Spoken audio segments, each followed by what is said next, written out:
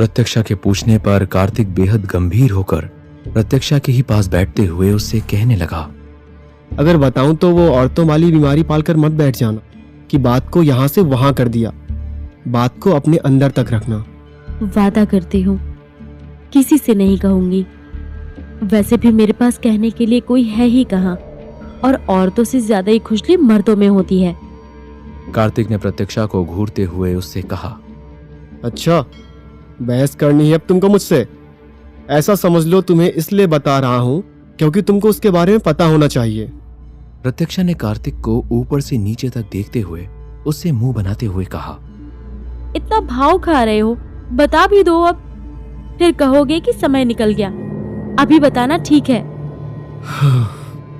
बाबा रुद्र को बाजार से लाए थे। उसकी माँ को बाजार में बेचा जा रहा था। यकीन मानो, काकी एक अच्छी इंसान थी। बाबा ने उसकी माँ की कीमत को अदा किया और काकी को घर लेकर आए। वो हमारे यहाँ काम करने लगी और महल में ही रहने लगी।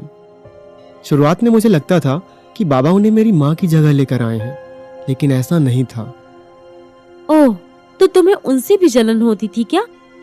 अपनी माँ की जगह कोई किसी को नहीं देखना चाहता, और हमने कुछ वक्त पहले ही अपनी माँ को खोया था, तो तुम समझ सकती हो कि हमें किस बात का डर था। लेकिन काकी मेरी माँ की तरह प्यारी थी, पर हमेशा दुखी रहती थी। उनके दुख की वजह शायद मुझसे मिलती जुलती है। मुझे नहीं पता था कि तुम्हारे साथ क्या हुआ, लेकिन ये सच था कि उनके साथ बहुत कुछ हुआ था। पता है क्या, हम आदमियों को जानवर बनने में ज्यादा वक्त नहीं लगता, क्योंकि ईमान और नियत के कमजोर लोग कभी भी दरिंदे बन जाते हैं। आदमी तो गलती से भी पैदा हो जाता है, लेकिन आदमी से मर्द बनना और अपने ईमान को कभी झुकने ना देना एक अलग ही बात होती है। ये मुझसे बेहतर कौन समझेगा। मुझे बेचा जा रहा था जब रुद्र ने मेरी आखिरी बोली लगाई। अपना वजूद खत्म होते देखा था मैंने। तुम किस्मत की तेज निकली कि तुम्हें वो ब्रह्मचारी मिला था उस वक्त। गलती से भी कोई और मिलता तो तुम जिंदगी से भी नफरत करती। खैर, जो हुआ ही नहीं उसकी बात ही क्यों करना।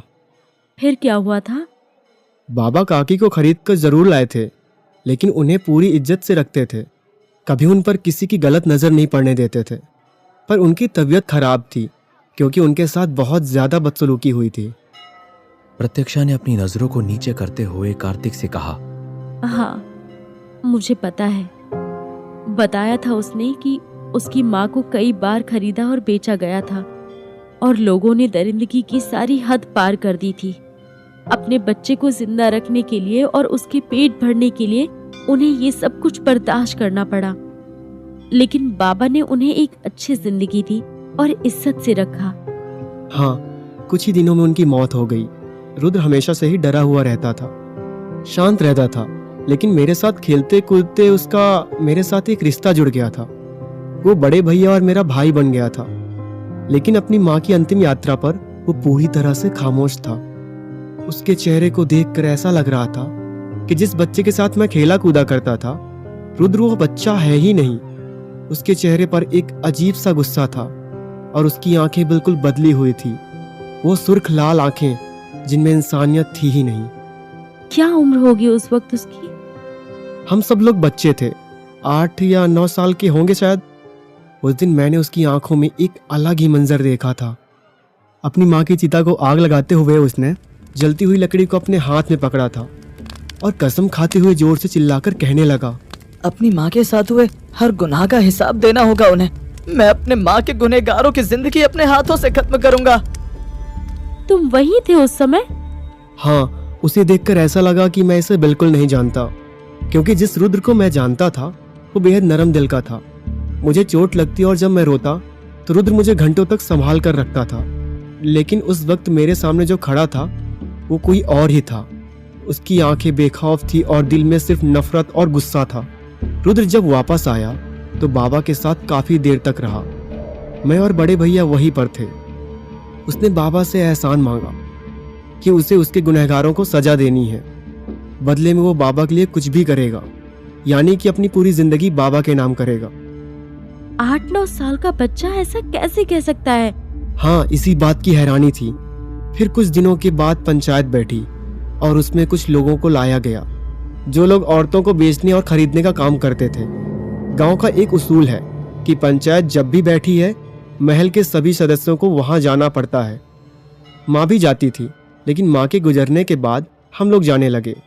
हमें इसलिए लेकर जाया जाता था क्योंकि इंसाफ क्या होता है, दलीलें क्या होती हैं और झूठ और सच का फर्क क्या होता है, ये हमें पता होना चाहिए था।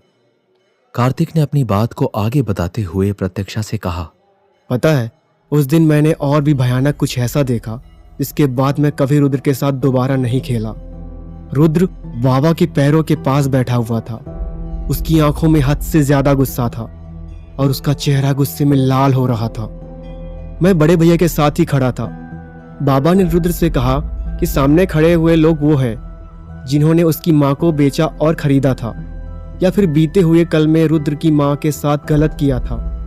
रुद्र गुस्से में उन सभी को घूर रहा था।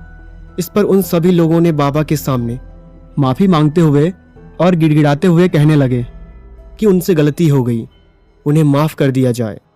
इस पर बाबा ने रुद्र के सामने इस खंजर को फेंककर रुद्र से कहा, ले और साबित कर कि तू अपनी अम्मा को इंसाफ दिलाएगा। इस सामने खड़े लोग वो जानवर हैं जिसने सालों तक तुम्हारी माँ को नोच के खाया था।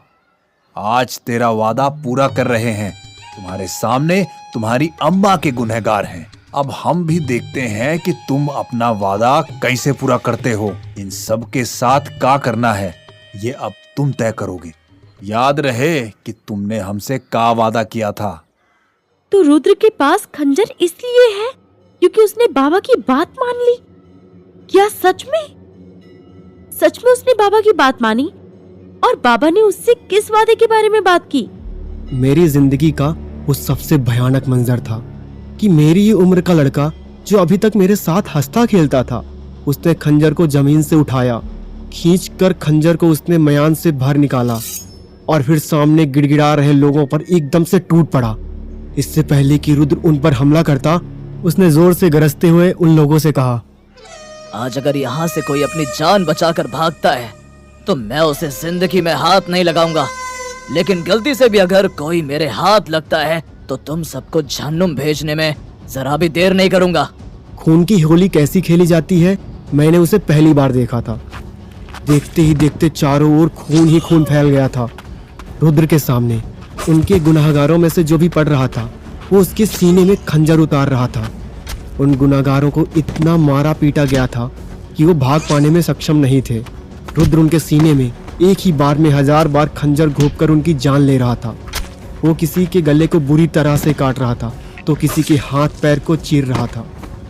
मैं इतना ज्यादा डर गया था कि बड़े भैया के पीछे छुप गया। गांव के लोग भी वहीं मौजूद थे जो उन गुनाहगारों को भागने नहीं देना चाहते थे।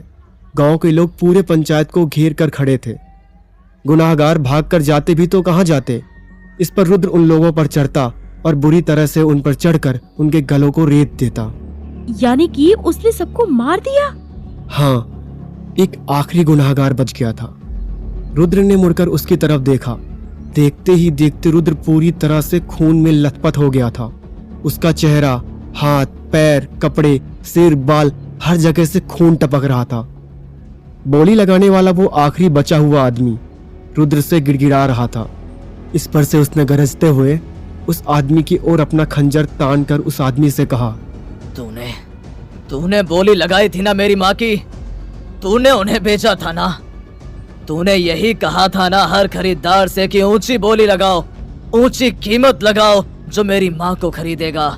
मेरी माँ उन सबको बहुत खुश रखेगी।